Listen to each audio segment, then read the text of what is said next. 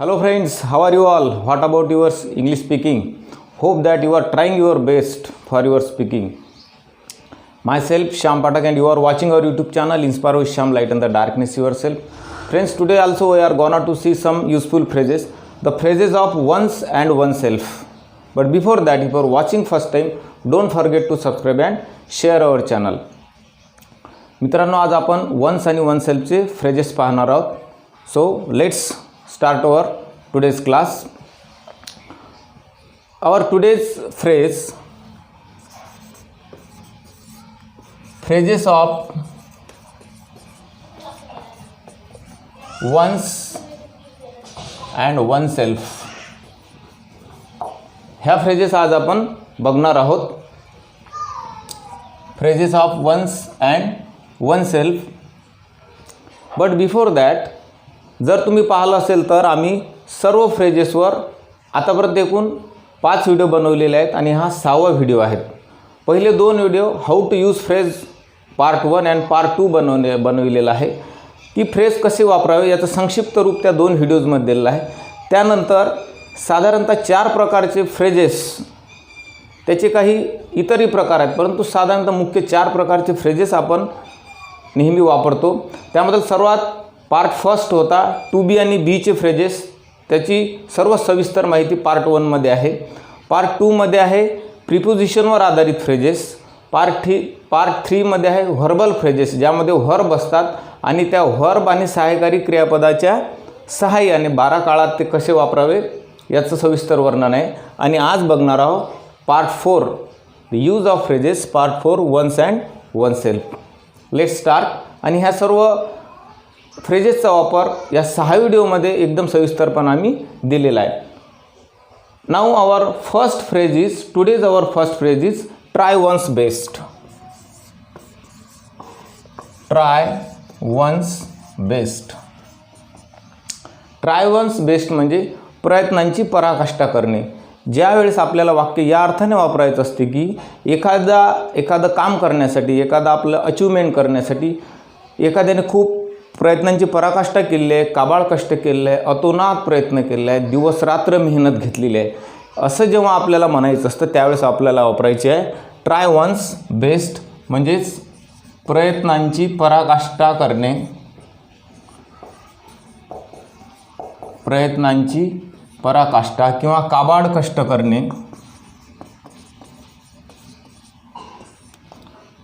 रात्रंदिवस मेहनत या अर्थाने जेव्हा आपण फ्रेज वापरतो तेव्हा आपल्याला ही फ्रेज वापरायची आहे. Now we will see our example. Our example is that at last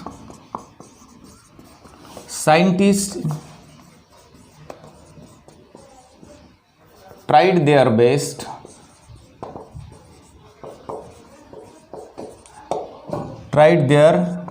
best and found vaccine on COVID-19. This is sentence की शेवटी शास्त्रज्ञांनी प्रयत्नांची पराकाष्ठा केली होती आणि कोविड-19वर व्हॅक्सिन शोधून काढली होती. हा या फ्रेजचा अर्थ आहे.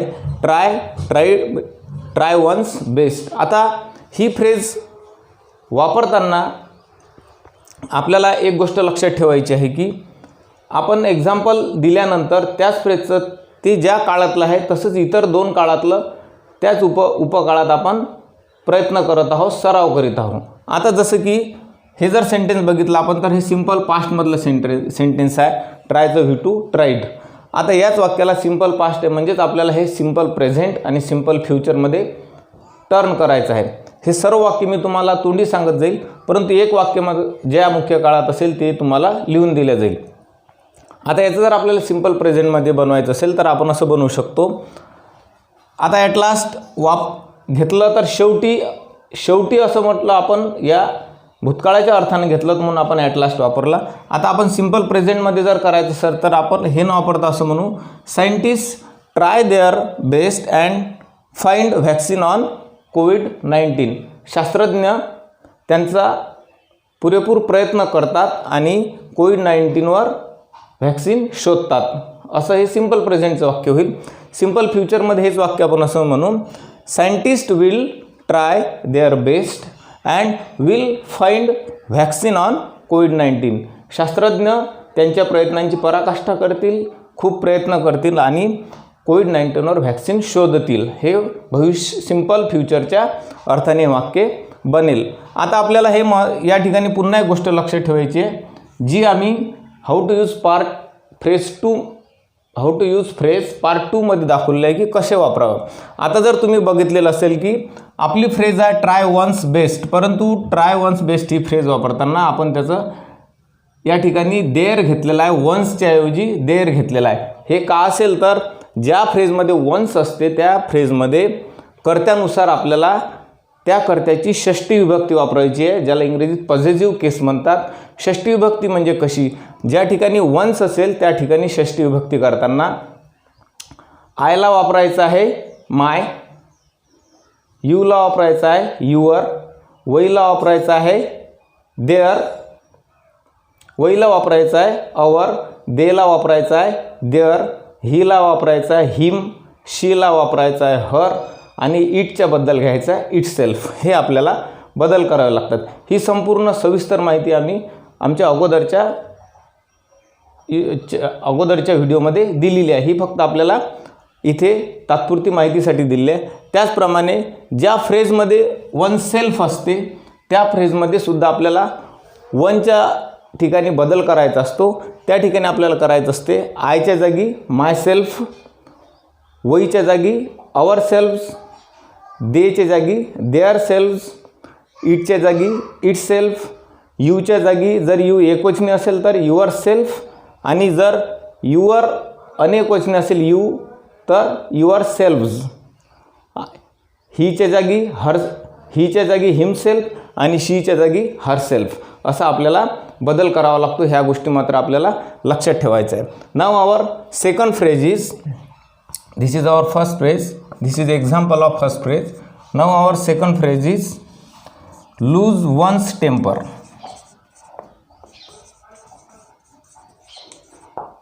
lose one's temper. जेव्हा आपल्याला या अर्थानं वाक्य म्हणायचं असते की एखाद्याला खूप राग येतो, त्याला खूप राग आला होता, खूप संतप्त झाला होता, रागाने लाल झाला होता, हे जे काही राग येण्याबद्दल जितके काही शब्द आहेत त्या सर्व शब्दांसाठी आपण किंवा ते शब्द जेव्हा वापरायचे आहे त्यावेळेस आपल्याला वापरायचं आहे लूज वन्स टेम्पर, म्हणजे क्रोधित होणे,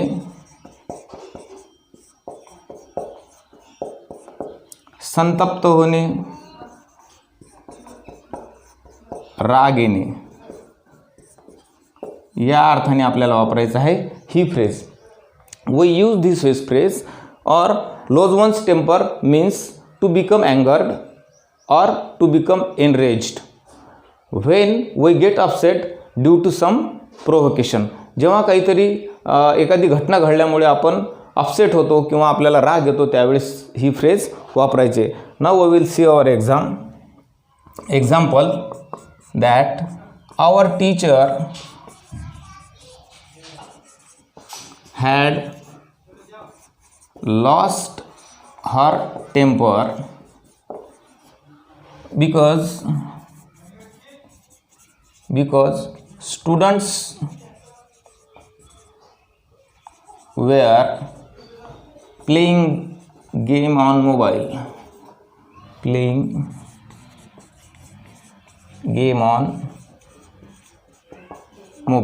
आता हे सेंटेन्स आहे, याचा अर्थ असा होतो की आमच्या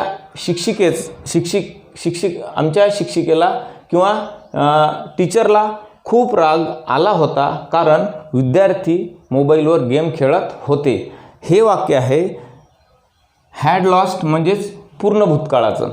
आता याच वाक्याला आपल्याला पूर्ण भूतकाळासारखंच पूर्ण वर्तमान काळ आणि पूर्ण भविष्यकाळात वापरायचं आहे, म्हणजे आपला या ठिकाणी सराव होईल. बघा या ठिकाणी मी हे ओरली सांगतो. अवर टीचर, आता हॅड लॉस्टच्या ऐवजी हॅव लॉस्ट, कारण पूर्ण वर्तमान काळ. Our teacher have lost her temper because students, आता वेअरच्या ऐवजी are, because students are playing game on mobile. विद्यार्थी मोबाईलवर गेम खेळत आहेत म्हणून टीचरला खूप राग आलेला आहे किंवा टीचर खूप संतप्त झालेल्या आहेत. म्हणजे संतप्त होण्याची क्रिया नुकतीच संपली आहे, म्हणजेच पूर्ण वर्तमान काळ संपलेला आहे किंवा त्यांना राग आलेला आहे या अर्थाने. हेच वाक्य आपल्याला जर फ्युचर परफेक्टसाठी वापरायचं असेल तर आपण असं म्हणू, our teacher will have lost her temper because students will be playing game on mobile. विद्यार्थी मोबाईलवर गेम खेळत असतील म्हणून शिक्षिकेला खूप राग आलेला असेल किंवा टीचरला खूप राग आलेला असेल. म्हणजे भविष्यातील पूर्ण क्रिया होण्याचा या अर्थाने आपल्याला सेंटेन्स बनविता येते. असं हे सेंटेन्स बनविता येते. आपण प्रत्येक सेंटेन्सला यासाठी त्या प्रकारची 3 काळात बनवत आहोत की हळूहळू मग आपल्याला एकच वाक्य 12 काळात जर आपल्याला फ्रेज वापरता आला तर ते आपल्याला आपल्या भाषेला प्रभावकारी बनवण्यासाठी नक्कीच युजफुल ठरेल. Now we will see our next phrase. Our next phrase is to make up once mind.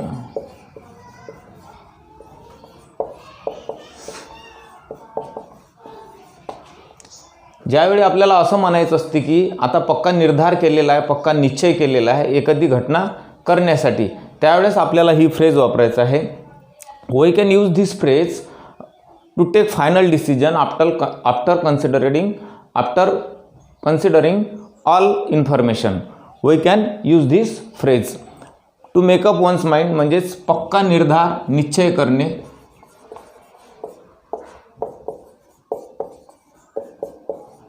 निर्धार निश्चय करणे.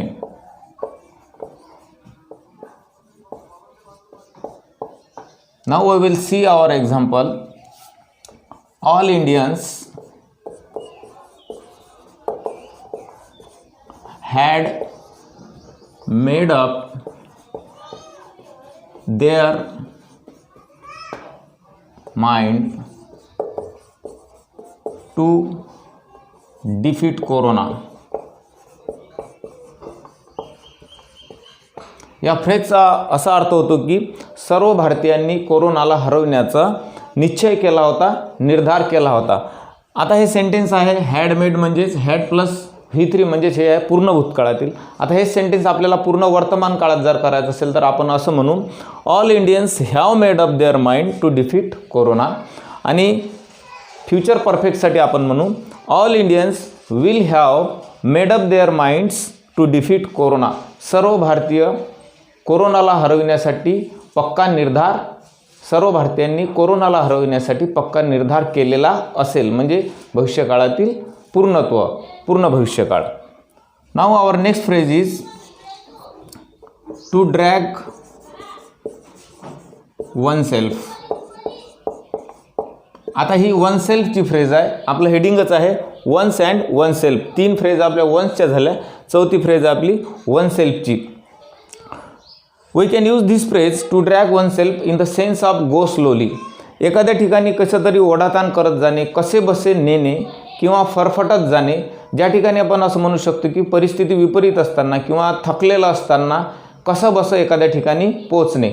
फरफटत नेणे, ओढाताण करत नेणे, कसे बसे नेणे या अर्थाने. कसे बसे नेणे, फरफटत नेणे, ओढाताण जे आपल्या बोलीभाषेतील शब्द आहे या प्रकाराने वेगवेगळ्या सिच्युएशन आशयानुसार आपण शब्द हा वापरू शकतो, ही फ्रेज वापरू शकतो. Now we will see the example that after doing hard work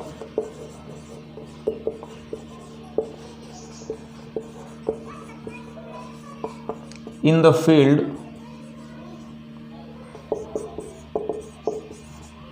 the old man dragged himself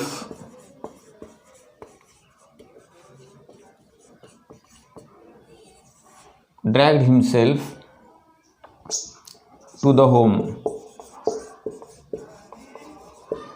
या ठिकाणी या वाक्याचा अर्थ असा आहे की शेतात खूप काम केल्यानंतर म्हातारा एक मनुष्य आहे, तो खूप थकलेला आहे, त्यानं कसं बसं तरी स्वतःला घरी नेलं होतं म्हणजे सिंपल पास्टमधलं सेंटेन्स आहे ड्रॅग्ड हिमसेल्फ. आणि या ठिकाणी वन सेल्फ केलेलं आहे आपण हिमसेल्फ, कारण आपण अगोदरच पाहिलं आहे की कर्त्यानुसार वन सेल्फच्या ऐवजी कर्त्यानुसार आपल्याला शब्द बदलायचा आहे. तो एकवचनी ही आहे, म्हणजे तो मनुष्य, त्याचंच पूर्ण आपण केलेलं आहे हिमसेल्फ या अर्थाने.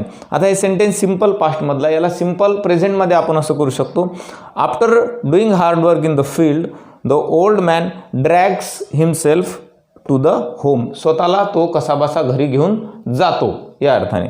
आणि सिम्पल फ्युचरसाठी आपण म्हणू after doing hard work in the field the old man will drag himself to the home. शेतात काम केल्यानंतर किंवा थकल्यानंतर तो मनुष्य स्वतःला कसा बसा घरी घेऊन जाईल या अर्थानं. Now our next phrase and last phrase is to pull one self together. आता या फ्रेजचा अर्थ होतो स्वतःच्या भावनांना आवर घालणे. जेव्हा परिस्थिती विपरीत असते किंवा खूप सुखाची असते तेव्हा स्वतःच्या ज्या भावना असतात, ज्या इमोशन्स फिलिंग्स असतात, त्यांना कंट्रोल करणे या अर्थानं ही फ्रेज वापरल्या जाते. To get control on our emotion and action we can use this phrase when we get control on our emotions and action.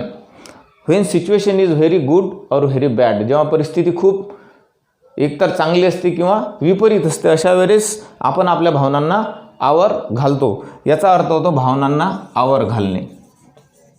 या अर्थाने आपल्याला ही फ्रेज वापरायची आहे, भावनांना आवर घालणे. वेगवेगळ्या आशयानुसार. Now we will look our example. Neha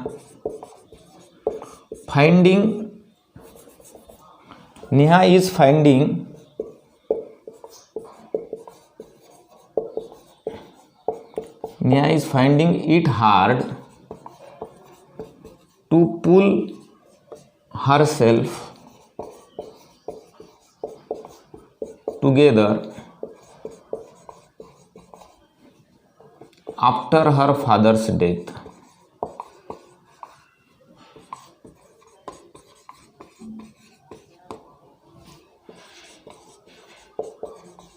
बघा या ठिकाणी आपण नेहा आहे एकवचन, ती आहे म्हणून या ठिकाणी टू पुल हरसेल्फ. बघा आहे हरसेल्फ झालं आहे वन सेल्फचं, आणि ही फ्रेज आहे टू पुल हरसेल्फ टुगेदर. म्हणजे याचा अर्थ असा आहे या सेंटेन्सचा की तिच्या वडिलाच्या मृत्यूनंतर नेहा स्वतःला आवरू शकत नाही किंवा स्वतःला आवरणे तिला कठीण जात आहे. ती कठीण परिस्थितीला सामोरे जात आहे या अर्थाने ही फ्रेज आहे. प्रेझेंट कंटिन्युअस टेन्स, कारण इज आणि क्रियापदाला ING. हे सेंटेन्स आपल्याला आता पास्ट कंटिन्युअसमध्ये करायचं असेल तर very simple way. Neha was finding it hard to pull herself together after her father's death. तिच्या वडिलाच्या मृत्यूनंतर नेहाला स्वतःला आवरणं कठीण झालं होतं किंवा ती स्वतःला आवरू शकत नव्हती या अर्थानं. आणि हेच वाक्य जर आपल्याला फ्युचर कंटिन्युअसमध्ये म्हणायचं असेल, परंतु ते या अर्थानं असेल की तिचे वडील जर वारले. बरेच वेळा चर्चा करताना असा विषय निघतो, जर असं झालं तर, जर तिचे वडील वारले तर Neha will be finding it hard to pull herself together after her father's death. जर तिचे वडील वारले तर नेहाला स्वतःला आवरणं कठीण होऊन बसेल किंवा ती स्वतःला आवरू शकणार नाही. हे फ्युचर कंटिन्युअस टेन्स या अर्थानं. अशा प्रकारे प्रत्येक वाक्याचा आपण एकाच काळात नाही तर 12 काळातसुद्धा बनवू शकतो, परंतु आपण सध्या 3 काळाचाच प्रयत्न करत आहोत. In this way we saw today phrases of once and one self.